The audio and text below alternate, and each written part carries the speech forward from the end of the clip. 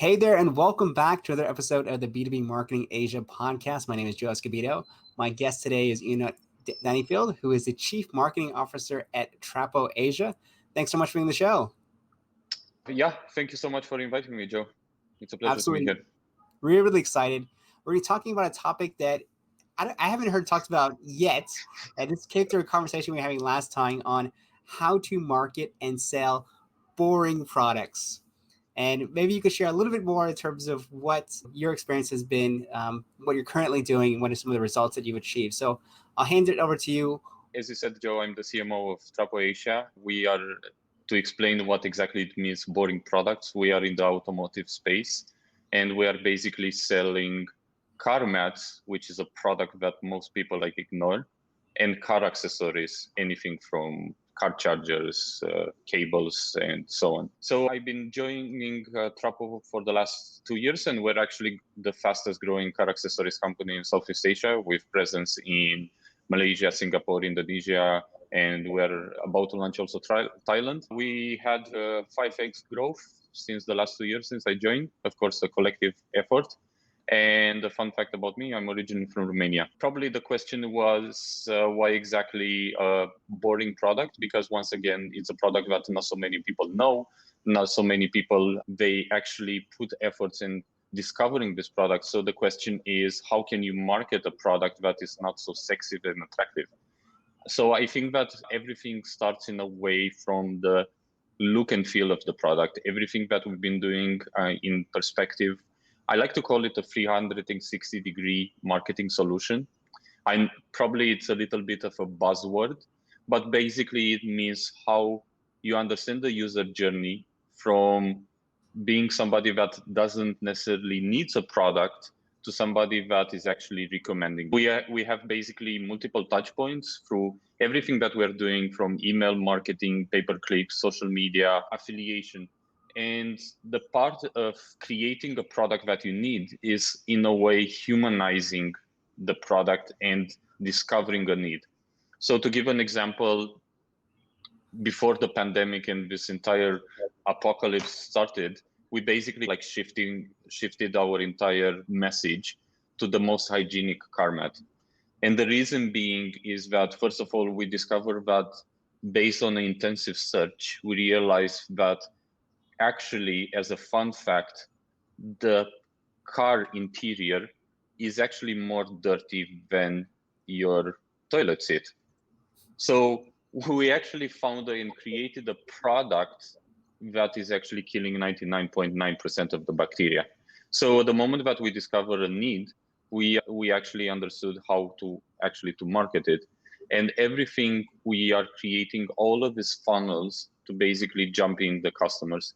And the creative and the sexiness comes also from the visuals that we created. We're probably inside of the team. I have amazing teams of designers that we are working intensively in creating sexy content, basically content that people are willing to share. And everything that we are doing from a perspective of our funnel is to basically engage our customers. So we are using, for example, Shopify, which is our main e-commerce platform. We are using, for example, Digital, which is our email marketing platform, loyalty programs. So we are creating a lot of engagement at the moment that the customer is actually stepping in one of our points of entry. We're going to retarget in and putting it in. A very interesting fact about the interior of the cars. I'm going to start showering heavily after every car ride. So thank you for sharing that. I had no idea. And you talked about some of the sexy content you're creating. Maybe you could share a little bit more about that. How do you create sexy content for car mats and car accessories? Yeah, I think that is starting from let's dive in a little bit from a perspective of the funnel. So for us, everybody knows the funnel, but not so many people that are actually applying it. When we are talking about, for example, the top funnel is how can you create awareness? So for example, in the moment of creating awareness, you actually create awareness from a perspective of testimonials. So we invested a lot in videos, testimonials, customers that they actually use the product, they came into the store, they touch and feel the product, and they are basically willing to share. And also from a perspective of awareness, hey, do you know exactly what you said, Joe? Hey, do you know that your car is dirtier from a perspective of bacteria than your toilet seat? So at the moment that I created that hook, I'm going down to the middle funnel, and middle funnel is everything talking about. I like to call benefits. So that's something that we are changing completely. The mentality is I hate the word features. I hate the word that killing 99% of the bacteria. But tell me about the fact that, okay, if you're a family, if you have kids and the kids are usually stepping barefoot in their car, I'm going to protect your family. So protecting your family through this product is basically a benefit. Or for example, easy to wash, the fact that you don't need to spend, for example, 2 hours in a car wash. You basically rinse it a little bit with water and it's drying in 10 minutes. So I'm saving you time. So all of these benefits is actually the one that is creating the uniqueness of the message. And the bottom funnel is where I'm telling you, okay, why you should buy it is basically trust by X amount of people, 250,000 customers trust before you, etc., etc. So the moment that I'm basically stepping in and you're in the final funnel, in the bottom funnel, it's impossible to basically not. No, I love that. And I appreciate you sharing the entire funnel, because a lot of times when I ask this question, people always focus on the top of the funnel. What is that sexy idea? But I love that you've thought it throughout the entire funnel. And I love the idea, going back to what you're saying, of humanizing the brand. Going back to what you're just saying about if your child is barefoot and they're going around and walking around the car, which is dirtier than the toilet seat. Obviously, you want that to happen as a parent. So I'd love the way you humanized it, that portion. Another thing I'd love to get your thoughts on is you talked about the 5X growth, and you talked about 360 degrees and all the different channels you're leveraging. I'd love to hear, are there any specific channels or levers that you think are contributing most to that 5X growth? Yeah, definitely something that is growing for us. It's the email marketing. We were about the first that were thinking to create funnels for the email marketing. So, for example, I have a funnel of, for example, the welcome subscribers, everybody. Like that's the basic one, right? But after this, because we are in the e-commerce business, we are having funnels, for example, for abandoned cart, abandoned browsing, thank you for buying. And after this, we're creating funnels for remarketing and upselling. And besides our regular day-to-day or week-by-week campaigns. Another funnel is definitely that is working is Facebook and Google Ads. But one key of success that we've definitely seen is actually affiliation. It's for me is really interesting because, for example, in the automotive space, people are in general not keen in affiliation, and affiliation is such a easy channel to generate revenue and generate customers, because you're just offering a percentage from every single transaction that the other party, the publisher, is basically doing. So it's a win-win situation from this perspective.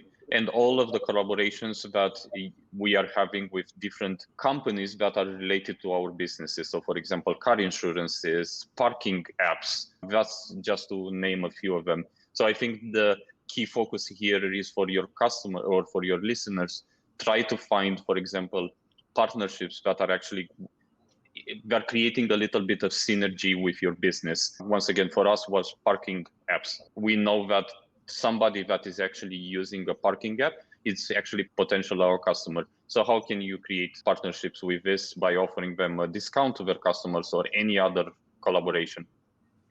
Yeah, no, I love that. I think that's a great idea. Like you said, instead of thinking of everyone as competitors, think of them as partners and people you can team up with. I'd love to hear a little bit more. You talked about some of the collaborations with like car apps and car insurance companies. What are some of the ways in which you're leveraging those? You mentioned the discount codes, but are there any ways in which you're maximizing these partnerships? I'm giving you all the good secrets, Joe. So I think that, I think that you need to find, first of all, a win-win situation. Nobody is willing to come and welcome you on board at the moment that you don't find a bridge from a perspective of a win-win collaboration. So something that we've been doing and the approach that we're having is that, okay, I need your audience, but you probably need also my audience. So let's make it a win-win situation. At the moment that, for example, you're listing our products, or message or promotion inside your app, we can also shout out towards your company. Because in the end of the day, it's not about their synergy. How much we need their customer, they also need our customers to basically to acquire new customers for them. Another approach is basically to share Facebook audiences. That's something that you can explore also, because probably all of these businesses that are advertising on Facebook, there is a no-brainer, for example, if they're willing to, for example, to share a Facebook audience. Yeah, no, I appreciate you sharing the gold with us. I think those are super practical tips helping still the entire business model. Another thing I'd love to circle back is the way you talked about newsletters, and you talked about it from a different objectives, whether it's abandoned carts and things like that. Can you share a little bit more in terms of what's been working on the newsletter side for you guys? What is working is basically we are actually continuously adapting our newsletter. We are doing a lot of A/B testing. I think that A/B testing is something that is neglected, and you're creating that funnel and you're basically letting it. I don't think that should be the best approach. We are doing A/B testing, but incremented A/B testing. So, for example, if we're testing everything from title to title, or body to body, or signature to signature, or image to image, and we are doing small scale A/B testing, and after this we are probably like moving on the upper scale, and we are constantly creating new funnels according to the needs of the customers, and we are changing everything that we are seeing, from example, from different blocks, and we are analyzing, for example, the data. Where is the drop rate? Why is that drop rate? What can we do in order to decrease the drop rate, etc., etc. So all of these email newsletters, we are basically adding together with creating incentive in different touch points. For example, if it's abandoned carts, we're definitely adding an incentive.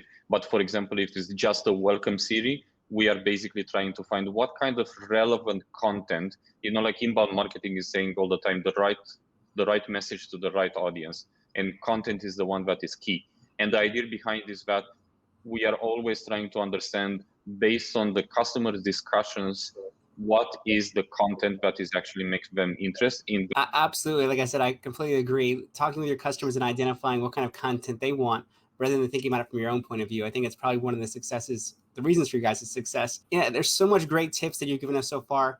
Is there, lastly, anything that you want to share with the audience, things that maybe you've learned along the way?